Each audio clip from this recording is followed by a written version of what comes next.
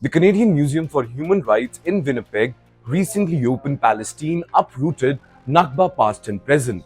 An exhibition aims to highlight the displacement and trauma experienced by Palestinian Canadians. While the museum insists the show focuses on human rights violation faced by Palestinian Canadians, the exhibit has drawn fierce condemnation from mainstream Jewish organizations who argue it presents only a one-sided narrative that omits key historical context and minimizes Jewish suffering. But the exhibition and protest by the Jewish community in Canada is not our main story today, but a bigger flashpoint which has emerged from this very exhibition. What happened is a plaque describing the October 7 Hamas attack has failed to identify Hamas as a terrorist group or its victim as Jews, triggering accusations that Canada's flagship human rights institution is undermining its own mandate.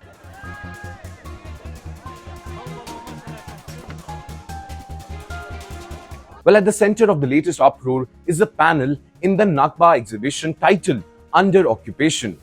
As per multiple media reports, this is what the text reads.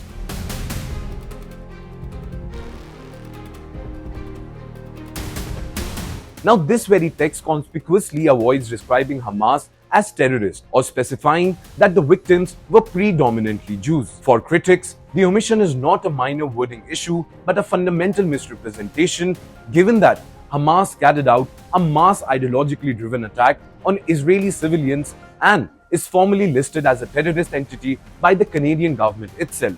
In fact, Jewish advocacy groups argue that leaving out both the nature of Hamas and the identity of its target amounts to a whitewashing of terror, especially within a museum tasked with documenting human rights abuses. Now, critiques also say the problem goes beyond just a single line of text, pointing to additional panels that refer to the Second Intifada merely as a Palestinian uprising, without mentioning more than 1,000 Israelis killed in suicide bombing and other attacks. Now, taken together, they claim these choices create a narrative that frames the conflict almost entirely through Palestinian victimhood, while downplaying or even erasing Jewish vulnerability and the role of extremist violence.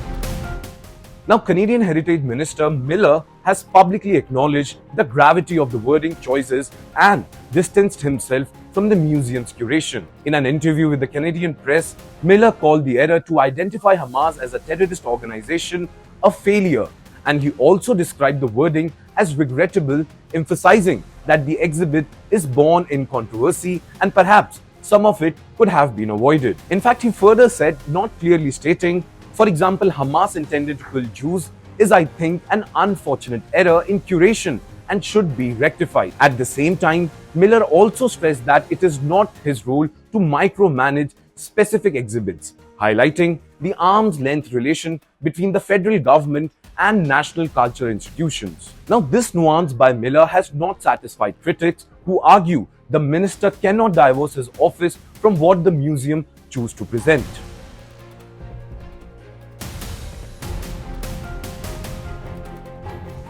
Now, the reaction from Jewish communities in Canada have been intense and divided. Mainstream organizations such as the Center for Israel and Jewish Affairs warned even before the opening that materials that are one-sided and driven by a political agenda can contribute to discrimination, bullying, and even assault against Jewish students, calling on the federal government to hold museum leadership accountable for this very mishandling. In fact, another Jewish organization similarly contends that the exhibit, as designed, encourages an incomplete and misleading understanding of the conflict that could fuel hostilities towards Jews. In fact, Mark Berlin, the museum's only Jewish board member, resigned ahead of the opening of this very exhibit, saying he could no longer in good conscience serve as the trustee because this very exhibit ignored critical context, including the displacement of hundreds of thousands of Jews from Arab lands during the 1948 war.